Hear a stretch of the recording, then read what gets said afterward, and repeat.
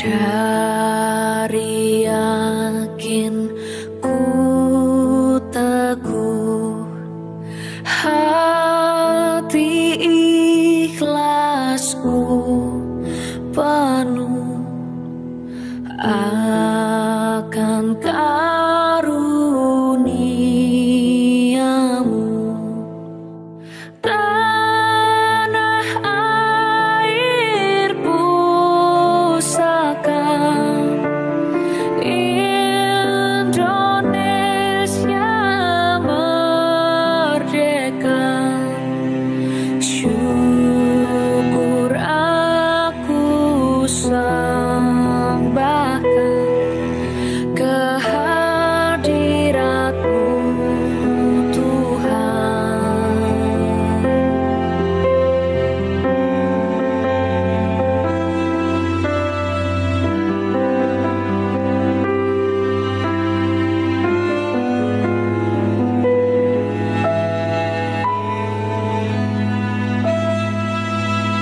Dari yakin ku teguh, cinta ikhlasku. Angin gurun turun dan merembes ke hutan, lalu bertiup di atas permukaan kali yang luas, dan akhirnya tergantung di daun-daun tembakau. Kemudian hatinya pilu melihat jejak-jejak yang sedih dari tanah buru yang terpancak di atas tanah gembur, namun tidak memberikan kemakmuran bagi penduduknya. Wahai tanah airku, alangkah subur lembah-lembahmu, namun alangkah melarat kehidupan rakyatmu. Penderitaan mengalir dalam parit-parit dari wajah rakyatku. Mereka mengerjakan usaha, tetapi akan buahnya mereka tidak punya hak memakai, pun tidak punya hak memilikinya. Dari pagi hingga siang, rakyat negeriku bergerak-gerak, menggapai-gapai, menoleh ke kanan, menoleh ke kiri, dalam usaha tak menentu. Dari siang sampai sore, mereka menjadi onggokan sampah, dan di malam hari, mereka terbanting di lantai, dan sukmanya menjadi burung kondor. Beribu-ribu burung kondor, berjuta-juta burung kondor, gumpalan-gumpalan awan burung kondor bergerak menuju ke puncak gunung yang tinggi, dan di sana mendapat hiburan dari sepi. Karena hanya sepi yang mampu menghisap dendam dan sakit hati. Kemerdekaan adalah puisi.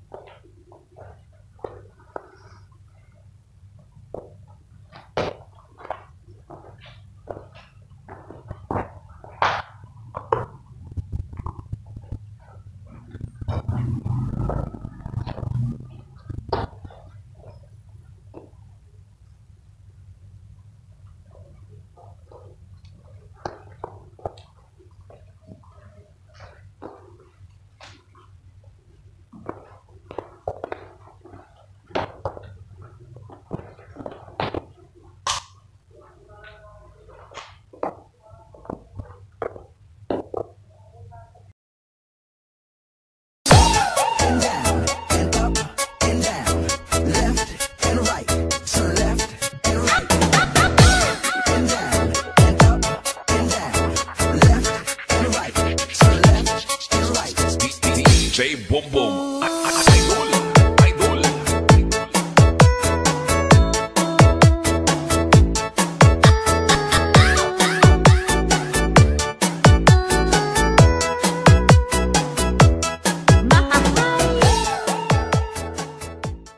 Jose Carosta, apakah puisi lebih penting daripada roti?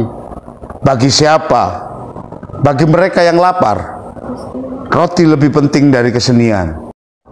Jose, apakah puisi bisa mengatasi kemelaratan? Secara langsung dan seketika tidak. Tetapi puisi bisa mendatangkan kekuatan bagi jiwa mereka yang menderita. Dengan begitu, puisi menolong mereka yang sedang menderita.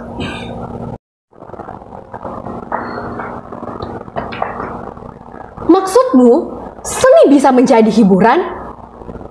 Seni memang bisa menjadi hiburan, tetapi dalam hubungan dengan persoalan tadi, seni terutama memberikan pengertian bukan hiburan, tetapi karena pengertian mendatangkan kekuatan, maka kekuatan bisa menjadi hiburan.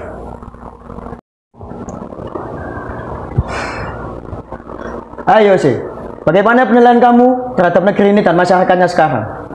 Dari segi kebudayaan, Ya, benar sekali. muram dan jelek. Aku sudah muak. Semua sistem yang menguasai kehidupan kita sekarang ini seperti sampah. Usaha yang kita lakukan akan menjadi sia-sia seperti sampah. Burung kondor menjerit, dalam darah ia menjerit. Tersingkir di tempat-tempat yang sepi, burung kondor menjerit. Di batu-batu gunung ia menjerit, bergema di tempat yang sepi. Burung kondor mencakar-cakar batu, burung kondor mematuk udara dan di kota. Orang siap menembaknya. Burung kondor puas mendapat kegagahannya, tetapi bagaikan petapa ia terpisah dari kota. Kamu menolak yang ekstrim, bukan? Ekstremis di dalam kesenian tidak berbahaya, tetapi ekstremis di dalam kegiatan politik itu sangat berbahaya. Kenapa? Kaum ekstremis sebenarnya terpisah dari masalah masyarakat umum. Seandainya berkuasa, mereka pun akan tetap ekstrim dan akan tetap terpisah dari masalah masyarakatnya. Sebelum menang, mereka akan menjadi diktator. Dewasa ini, apa yang paling asyik kamu tuliskan? Cerita dongeng dan percintaan. Bukankah itu pelarian? Bukan. Bukan, memang bukan. Kita berdua mengucapkannya hampir bersamaan. Menarik bukan? Ya teman-teman, saya pun sependapat dengan gadis semampai ini. Dongeng dari kisah percintaan bukanlah pelarian, tetapi keseimbangan. Janganlah berpikir bahwa segala sesuatunya hanya punya arti bila ia punya nilai praktis. Penderitaan yang berat sebagaimana kemakmuran yang besar adalah suatu keadaan yang ekstrim yang bisa membawa orang kepada ketidakadilan dan keseimbangan kemanusiaan. Dongeng dan kisah percintaan bisa memberikan keseimbangan yang mampu mengembalikan orang kepada kebulatan kemanusiaannya. Anak muda, betapapun hebatnya itu dongeng dan kisah percintaan, kalau kelewat banyak akan mengganggu semangat berjuang untuk pembangunan. Apapun yang kelewat banyak akan mengganggu apa saja. Seakan tangkas. Namun anak muda, saya pada dasarnya berpendapat bahwa untuk saat ini penyair tidak perlu menulis dongeng dan kisah percintaan. Sama sekali tidak perlu. Masa pembangunan menghendaki disiplinnya sendiri. Kita memerlukan ketertiban yang rasional, sedangkan dongeng dan kisah percintaan hanya bisa memberikan kecengengan. Saya pun tidak setuju dengan langkah-langkah ekstrim sebagai buah dari keluh kesah ekstrim. Sebab pada hakikatnya ini pun timbul dari semangat mendongeng yang cengeng. Pemerintah tidak suka ini. Saya orang pemerintah, karenanya saya tidak ragu-ragu mengucapkan ini. Betul. Letnan yang semampai ini sependapat dengan saya. Pembangunan memerlukan proses perjuangan. Orang bekerja pasti mengeluarkan keringat. Negara yang membangun pasti akan sedikit menderita pengetatan keadaan. Kita mesti tahan dan yakin akan pasti berhasil. Bahkan sekarang kita sudah berhasil menaikkan pendapatan nasional. Apa gunanya kenaikan pendapatan nasional kalau kemakmuran rakyat per kapita makin merosot? Itu hasutan. Itu kenyataan. Pertemuan dibubarkan. Ini bukan pertemuan. Ini spontanitas kampus. Saya anggota presidium universitas dan saya mengatakan bahwa keliaran yang kamu sebut spontanitas ini tidak bisa dipertanggungjawabkan. Ini laboratorium kesusastraan. Oh, apakah kamu profesor kesusastraan? Bukan. Gadis yang semampai ini bukan profesor kesusastraan. Dan Jose Karosta juga bukan profesor kesusastraan. Universitas ini sudah punya laboratorium kesusastraan, yaitu Fakultas Sastra. Saya ingin tempat ini kembali tertib dengan cara apapun. Bubar!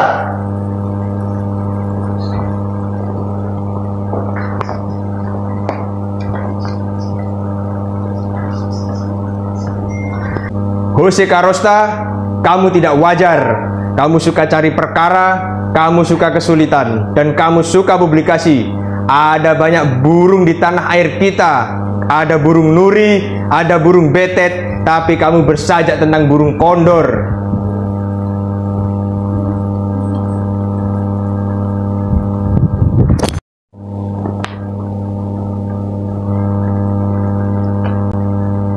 Jose, kamu belum menuliskan dongeng dan kisah percintaan itu, bukan? Kamu belum sempat menuliskannya. Dewasa ini, kamu seperti juga mereka. Kamu menjadi burung kondor. Bedanya cuma ini. Mereka tidak menyadari keadaan mereka, sedang kamu menyadari keadaanmu. Burung kondor yang sadar. Ya. Bukankah memang tugas penyair untuk menangkap kesadaran? Siapakah namamu? Gloria Del Bianco. Gloria yang muncul sore hari, Gloria yang semampai, Gloria, Gloria, Gloria, Glory, Glory, Glory. Aku senang namamu. Aku tidak mengerti. Ketegangan baru saja terjadi. Tentara-tentara belum lagi meninggalkan kampus ini. Tetapi justru kamu ingin bergurau? Apakah kamu tidak pernah merasa tegang atau frustrasi? Seperti katamu tadi, penyair harus berusaha menangkap kesadaran.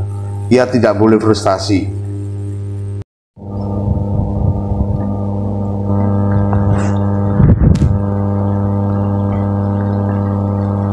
Jose Karosta, tentara telah merampas beberapa buku bacaan kami.